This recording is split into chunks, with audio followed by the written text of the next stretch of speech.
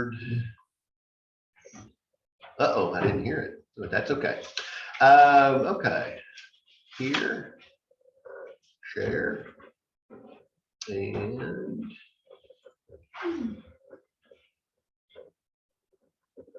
there we go. Okay. Says it's our 5th week. So yeah, week 5. It's hard to believe, ain't it? And I got 32 weeks planned out already, and we're not even near done.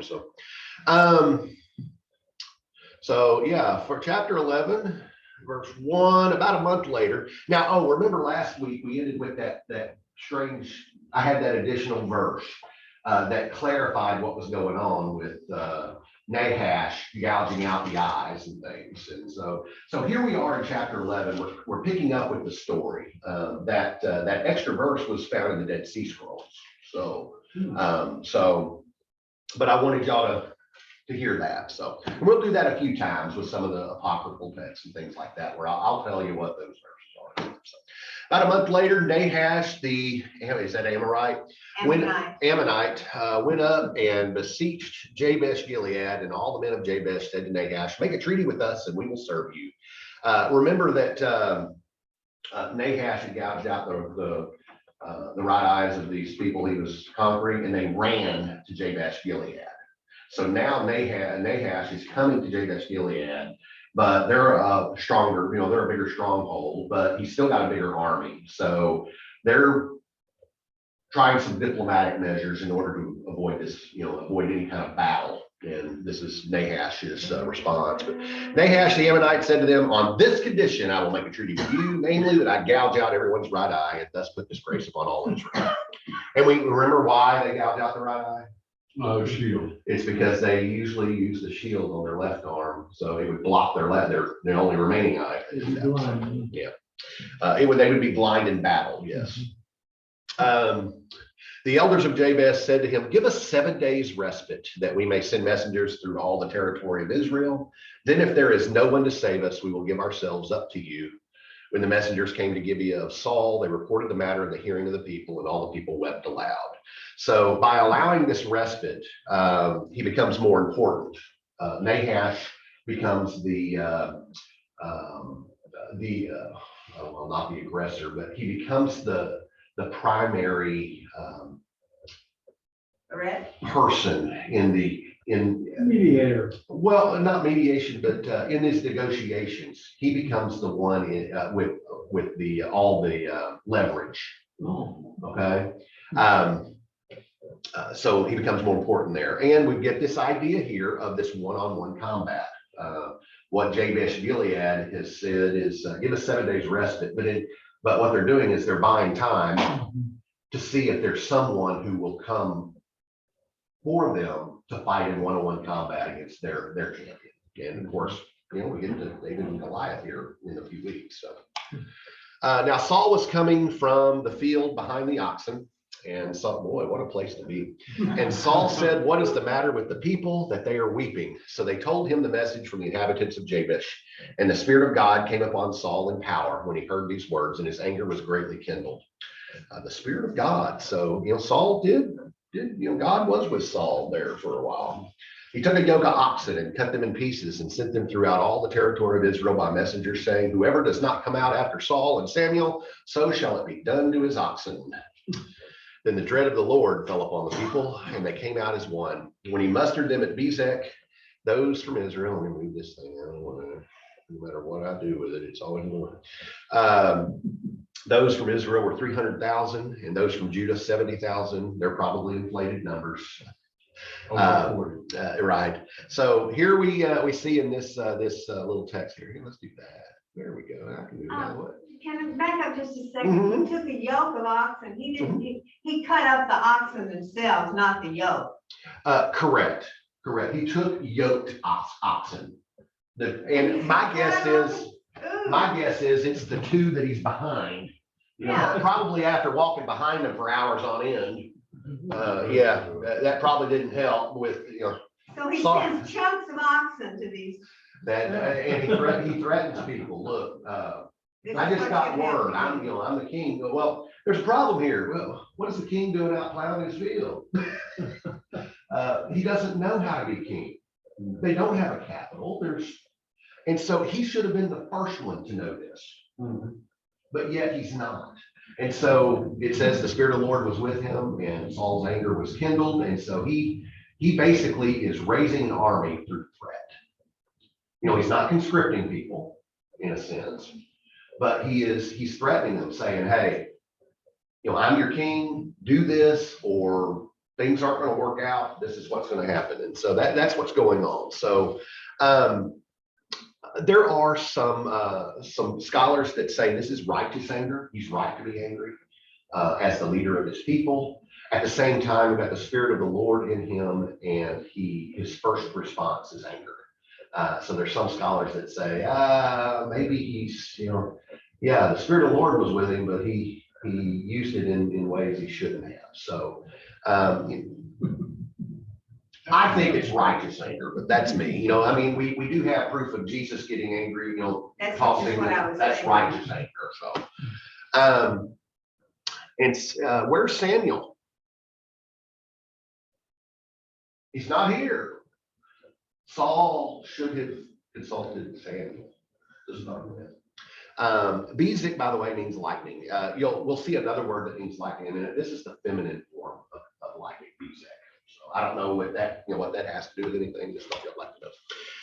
They said to the messengers who had come, thus shall you say to the inhabitants of Jabesh Gilead, tomorrow by the time the sun is hot, you shall have deliverance. So by tomorrow at noon, you're going to be delivered.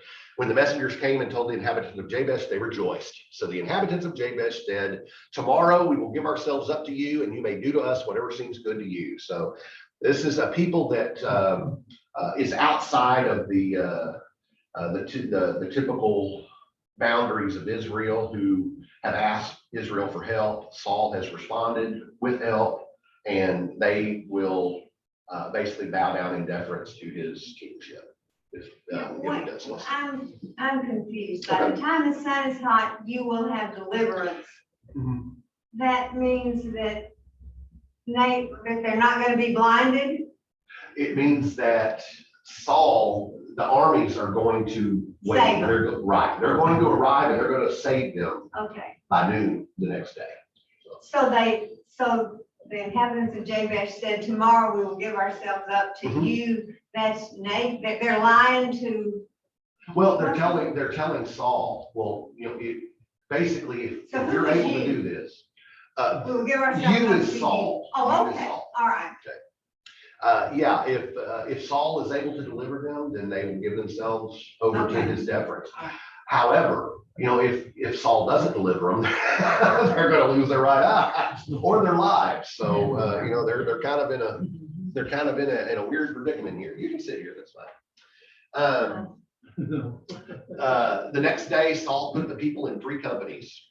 At the morning watch, they came into the camp and cut down the Ammonites until the heat of the day. And those who survived were scattered, so that no 2 of them were left together. So the Ammonites were unprepared for this. They weren't expecting a battle, and so. But we do get to see early on Saul's military capability. He's got a mindset of strategy, a very strategic mind. He divides the people that have come in to battle with him into 3 companies. And there's 3 different ways to look at this, or a couple of different ways to look at this, 3 flanks or 3 waves. By dividing them into 3 companies, he could spread them out so that they were either flanked. You've got 1 central company and then 2 on the sides, or you've got 3 waves where 1 would come in and then the next one would come in and then the next one would come in.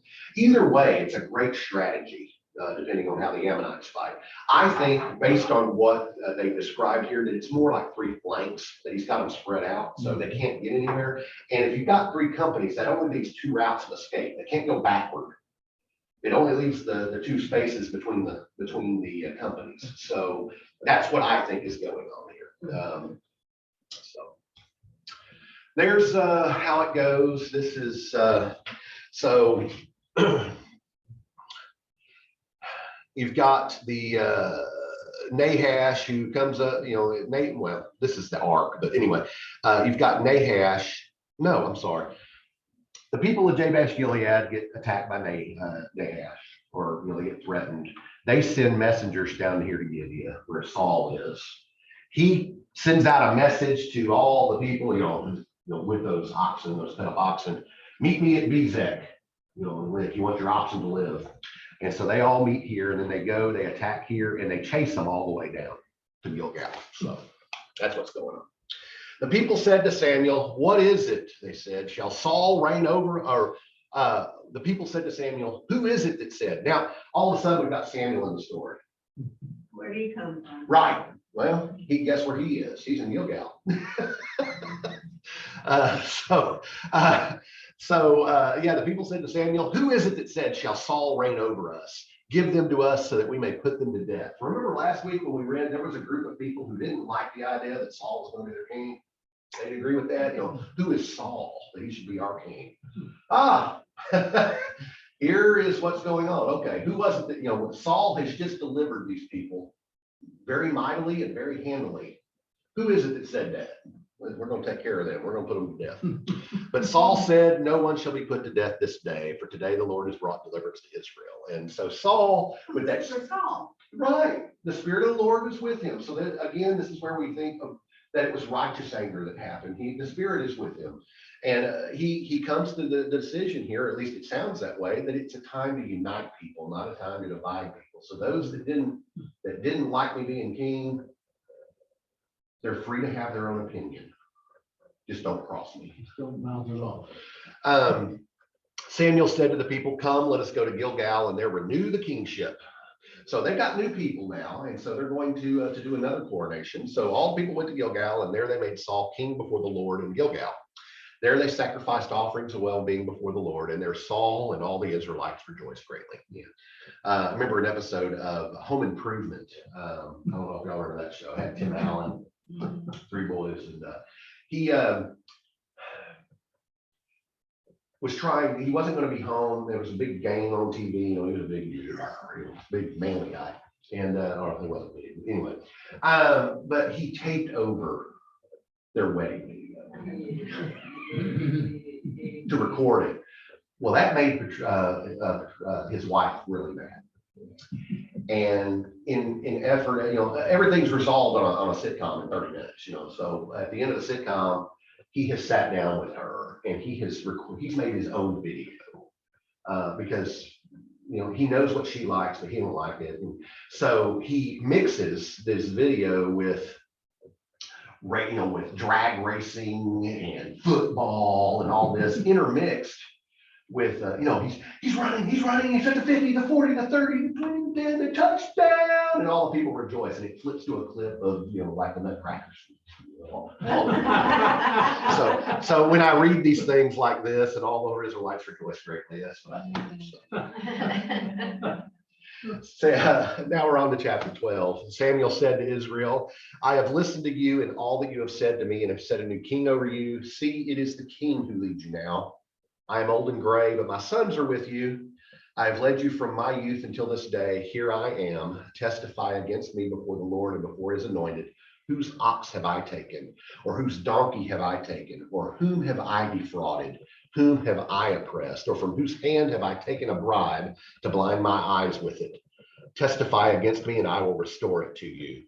They said, "You have not defrauded us or oppressed us or taken anything from the hand of anyone." He said to them, "The Lord is witness against you, and his anointed is witness this day that you have not found anything in my hand." And they said, "He is witness." So here we get this transition of leadership. Samuel, again, he wasn't really all for the idea of kingship, but God told him, let him do this. And basically Samuel is acting like Pontius Pilate here. He's washing his hands of it. Y'all made the decision for this. I haven't taken anything from you. I have been a good leader. And do you attest to that? Yes, we do. And God is our witness. And so he has washed his hands of the whole process. Samuel said to the people, "The Lord is witness, who appointed Moses and Aaron and brought your ancestors up out of the land of Egypt. Now therefore take your stand so that I may enter into judgment with you before the Lord. And I will declare to you all the saving deeds of the Lord that he performed for you and for your ancestors.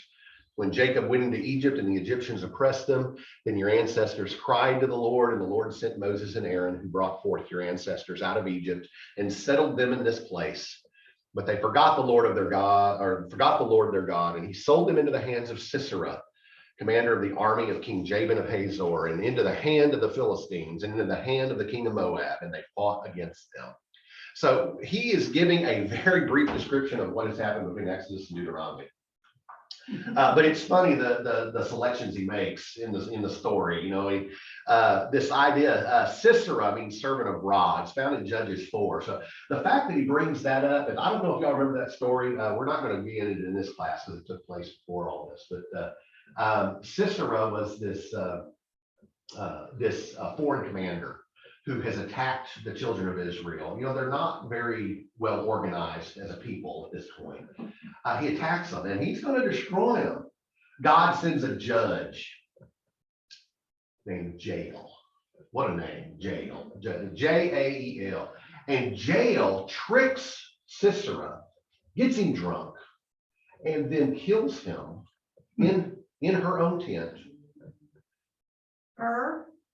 Jael is a woman. Tricks him by getting him drunk in her own tent and kills him by driving a stake through the temple of his head, all the way into the ground. I bet Jael was a 16-year-old. It's a wonderful story. Go to Judges 4 and read it for yourself. It's very graphic. So, okay. Yeah, I'm telling you, man, this reads more like a soap opera. You know, so, yeah, it's like The Guiding Light. You know, 30 years later, they bring up something that happened early on. You know, anyway. So, the name Jabin means God is built, and Hazor means like a court, an atrium type court. So. Then they cried to the Lord and said, we have sinned because we have forsaken the Lord and have served the Baals and the Astartes, but now rescue us out of the hands of our enemies and we will serve you. He's passing his final judgment on Israel as their prophet and their judge. And the Lord sent Jerubbaal and Barak and Jephthah and Samson. Jerubbaal, by the way, that's the Canaanite name for Gideon, in case y'all wanted to know that. And rescued you out of the hand, the Lord sent Jerubbaal and Barak and Jephthah and Samson and rescued you out of the hand of their enemies on every side, and you lived in safety. But when you saw that King Nahash of the Ammonites came against you, you said to me, no, but a king shall reign over us, though the Lord your God was your king. See, here is the king whom you have chosen, for whom you have asked. See, the Lord has set a king over you. If you will fear the Lord and serve him and heed his voice and not rebel against the commandment of the Lord, and if both you and the king who reigns over you will follow the Lord your God, it will be well. So he says, you know, this is what you've done. I've washed my hands of it, but this is my last bit of advice. But Follow the Lord. Yeah, I know, we're not there yet. Follow the Lord. The Lord is the most important thing here. And if, you know, don't rely solely on the king, rely on God. And if you and the king follow the Lord, then things will be good. Well, there's that word. But if you will not heed the voice of the Lord, but rebel against the commandment of the Lord, then the hand of the Lord will be against you and your king. Now, therefore, take your stand and see this great thing that the Lord will do before your eyes. Is it not the wheat harvest today? I will call upon the Lord that he may send thunder and rain, and you shall know and see that the wickedness that you have done in the sight of the Lord is great in demanding a king for yourselves. So Samuel called upon the Lord, and the Lord sent thunder and rain that day. And all the people greatly feared the Lord and Samuel. So Now- it ruined their crop? Is that what happened? It ruined their crop? No, actually, it helped their crops. The word thunder probably means the voice of God. They're actually hearing the voice of God in the thunder, but the rain helped the crops. Oh, I didn't think it was supposed to rain on the harvest. Okay. So it's not the year for thunderstorms. It's unexpected, yet it is a sign here that God still listens to their prophet and judge. It's kind of like Elijah calling down fire from heaven. That's what Samuel has done here. He'll give us a sign. There's a sign, the thunder and the so they hear the voice of God too.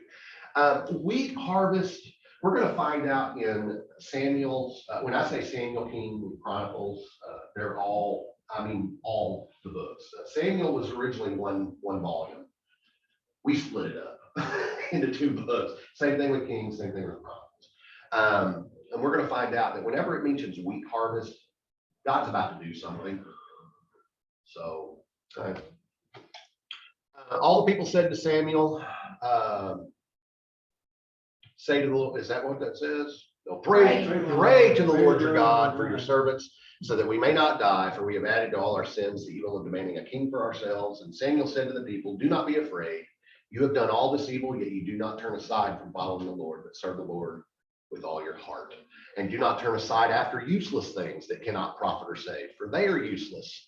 For the Lord will not cast away his people for his great name's sake, because it has pleased the Lord to make you a people for himself.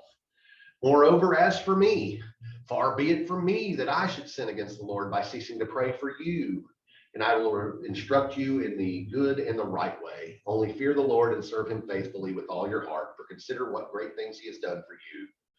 Now imagine Samuel, here's this thunderstorm happening with all this thunder, God speaking, and they're hearing thunder. I'm assuming God's speaking the thunder, and the wind and the rain and all that. And Samuel is still speaking all this, having to scream in order to be heard over all this. I think of Cecil B. Mill, Moses standing out there, and the waves are raising up, and they're dry land there. Yeah, I don't know. I see that vision of Cecil B. DeMille stuff in my head. But if you still do wickedly, you shall be swept away, both you and your king. On to chapter 13. Now we get some weird things because your translations probably have filled in gaps that are not in the original text. Saul was, we don't know, years old. Some translations have 30, some have 40. When he began to reign, and he reigned, we don't know, and 2 years over Israel. We're guessing 30 and 2 or 40 and 2. We don't know. He says 2 is 9. Right, correct. So some translations change the verbiage to read Saul reigned 1 year, and then when he had reigned 2 years over Israel, such and such. In the earliest Hebrew text, the numbers are missing or not legible. The Greek text, which is translated from the Hebrew, omits this verse completely. So, boy, don't you love when people try to, that's what I do for y'all too, is I try to make sense of things. And of course, I'm not perfect either. So chapter 13 here, verse 2, Saul chose 3,000 out of Israel. 2,000 were with Saul and Michmash. What a name, Michmash. And the hill country of Bethel. And 1,000 were with Jonathan in Gibeah of Benjamin. The rest of his people he sent home to their tents. Now remember, there were like 370,000 people, according to the verses before. So yeah, he sent all them home, and he's kept 3,000. 2,000 in this, with him, and then 1,000 for Jonathan. We're going to find out later Jonathan is his son. So Jonathan defeated the garrison of the Philistines that was at Geba. And the Philistines heard of it, and Saul blew the trumpet throughout all the land, saying, let the Hebrews hear. When all Israel heard that Saul had defeated the garrison of the Philistines, and also that Israel had become odious to the Philistines, the people were called out to join Saul at Gilgal. So Saul here has established a professional army. Michmash means concealed. So we see Jonathan launches a preemptive strike on a small Philistine garrison and wins. And who takes the credit? Saul. Wow. Figure that. And through this victory, Saul, hear, O Israel, look what I have done. And people line up to enlist. Philistines mustered to fight with Israel. Oh, yeah, okay. 30,000 chariots, 6,000 horsemen, and troops like the sand on the seashore in multitude. They came up and encamped at Michmash to the east of Bethaven. When the Israelites saw that they were in distress, for the troops were hard pressed, the people hid themselves in caves and in holes and in rocks and in tombs and in cisterns. Some Hebrews crossed the Jordan to the land of Gad and Gilead. Saul was still at Gilgal, and all the people followed him trembling. There's a translation error. Some say 30,000 in there, some say 3,000. We don't know exactly, depending on how you read it. The Philistines are bad. They form up. Beth Aven means house of nothingness. What a name. So we get this idea here that Israel, they've just beat up on the Ammonites. Saul is feeling good.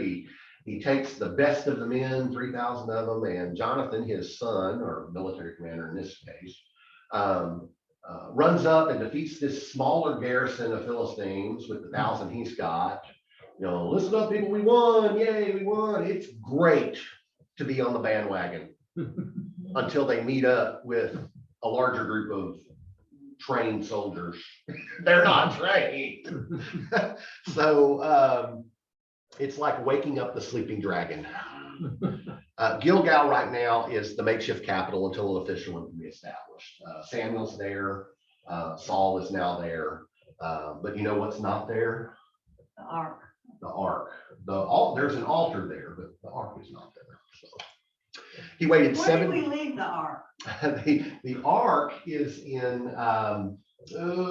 Kiriath Jearim at this point. In a tent. In a tent. Yeah, everything was in a tent. Yeah. He waited 7 days, the time appointed by Samuel, but Samuel did not come to Gilgal, and the people began to slip away from Saul. So Samuel has gone away to do his own little thing, I guess. Saul calls for him, Samuel tells him, I'll be there in 7 days, but 7 days passes, Samuel doesn't show up. I wonder what's going on. So Saul said, bring the burnt offering here to me and the offerings of well-being. And he offered the burnt offering. As soon as he had finished offering the burnt offering, then Samuel arrived, and Saul went out to meet him and salute him. Samuel said, what have you done? Saul replied, when I saw that the people were slipping away from me and that you did not come within the days appointed and that the Philistines were mustering at Michmash, I said, now the Philistines will come down upon me at Gilgal, and I have not entreated the favor of the Lord, so I forced myself and offered the burnt offering. So while the armies of Philistia prepare for battle, so does Saul. When Samuel is delayed, we don't know why, but he's delayed. Saul gets impatient and he offers the burnt offering himself. That is not his role. And by doing so, he breaks a commandment of God. So he's caught with his hand in the cookie jar, and he gives 3 excuses here. Well, when I saw that they were leaving, I did this. When you didn't come and when you said you would, I did this. I was forced to. So, okay. You made me do it. You're right. The devil made me do it, didn't you? Samuel said to Saul, you have done foolishly. Oh, good. I'm glad. You have not kept the commandment of the Lord your God, which he commanded you. The Lord would have established your kingdom over Israel forever, but now your kingdom will not continue. The Lord has sought out a man after his own heart, and the Lord has appointed him to be ruler over his people, because you have not kept what the Lord commanded you. And Samuel left and went on his way from Gilgal. The rest of the people followed Saul to join the army. They went up from Gilgal towards Gibeah of Benjamin. And So by Saul doing this, isn't that just like what we do when we try to do things for ourselves and not wait upon God to do right. it? Those that wait upon the Lord shall renew their strength and will rise up like wings with eagles, or as eagles. Yes, it is. And this ain't the first time. Moses did it too, and it cost him. He was told to speak to the rock. Well, he struck the rock, and it cost him going into the promised land. So, but we do get this idea. I don't know about you, but if I've just been elected king. I ain't been king very long. Elected king, made king, appointed king, whatever. And the guy who was in charge of the coronation process comes to me and says, you know what? God's picked somebody different. How about you? I'd be a little upset.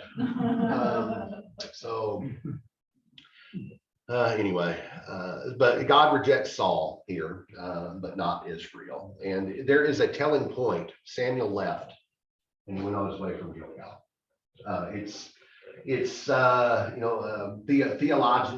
Theologizing it that God has left the building along with Samuel. So Saul counted the people who were present with him, about 600 men.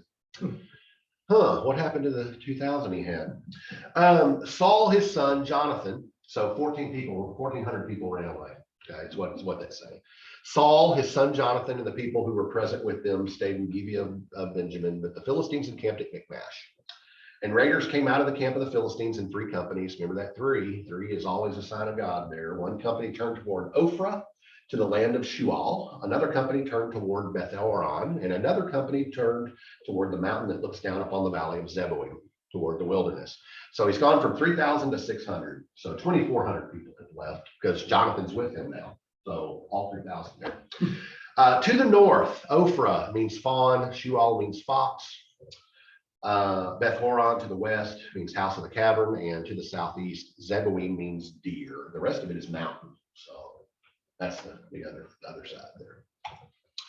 Now there was no smith to be found throughout all the land of Israel. Doesn't mean somebody didn't have the last name of Smith. It means there was just nothing, there were no workmen around in there. For the Philistines said, the Hebrews must not make swords or spears for themselves. So all the Israelites went down to the Philistines to sharpen their plowshares, mattocks, axes, or sickles. The charge was 2/3 of a shekel for the plowshares and for the mattocks, and 1/3 of a shekel for sharpening the axes and for setting the goads. So on the day of the battle, neither sword nor spear was to be found in possession of any of the people with Saul and Jonathan. But Saul and his son Jonathan had them. Of course, they would. So so the Israelites don't have any people who are skilled in making bronze axes or spearheads or arrowheads or anything like that. They're relying on the Philistines to do that for them. Or for other areas. Well, the Philistines have completely blockaded that sort of thing. So Saul gets around all this by saying, you know what? They'll still fix our gardening utensils though. So let's take them down and get them sharpened, and we'll use them as weapons. So mattocks are hoes. 2/3 of a shekel is about 0.27 ounces, 8 grams. 1/3 of a shekel is about 0.13 ounces or 4 grams. So. Grams of what? Huh? Wait. Oh, yeah, their weight, but it's probably going to be bronze at this point. Yeah. Otherwise, it would say silver or gold. Yeah. Now, a garrison of the Philistines had gone out to the pass of Michmash. Ooh, what a way to end that chapter. The battle is at hand. You're giving me a funny look, Mark. No, I'm not. You give me a funny look all the time. So next week we get confidence with youth, arrogance with age, and dissension with time. Youth is Jonathan, age is Saul, and time is with the That where Israelites. he first So mentioned Saul Saul as his son. knows that another king has already been picked, Well, that's what Samuel told him, yeah. but he carries on being king. And he doesn't, he just kind of said, yeah. Well, he was anointed king, and as far as he knows, nobody's been anointed yet. As far as we know, nobody's been anointed But Saul tells him God has found somebody. yet. Samuel tells Saul. I mean, that. Samuel Mhm. tells Saul. Well, we assume God has told him that. We we don't find out that story for another few chapters. So. But Samuel said it. Correct. God has found a man closer to his own heart. But again, like I said, we don't hear that story until later on. Right, We're a little but chronologically.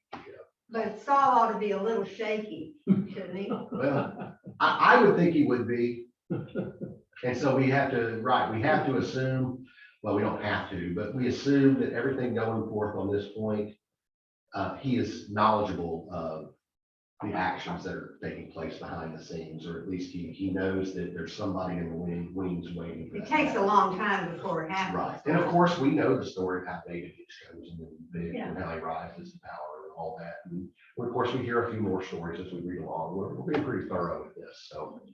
So any other questions there in this? That's the first time he mentioned Jonathan as his son. Right. That's what, yeah, it was kind of funny the way it did it. First he's mentioned as leading a garrison or leading a company of Israelite soldiers. And then the next time we hear about him, he's the son of Saul. So yeah, he was always a son. He just was It tells you what the writer was thinking, is he thought Jonathan made a better person by himself than he was as the son of Saul. And of course, we kind of hear that as he befriends David later on. Okay, Okay. well, let's get off of this here. Conclude our recording. Bye, everybody. Bye.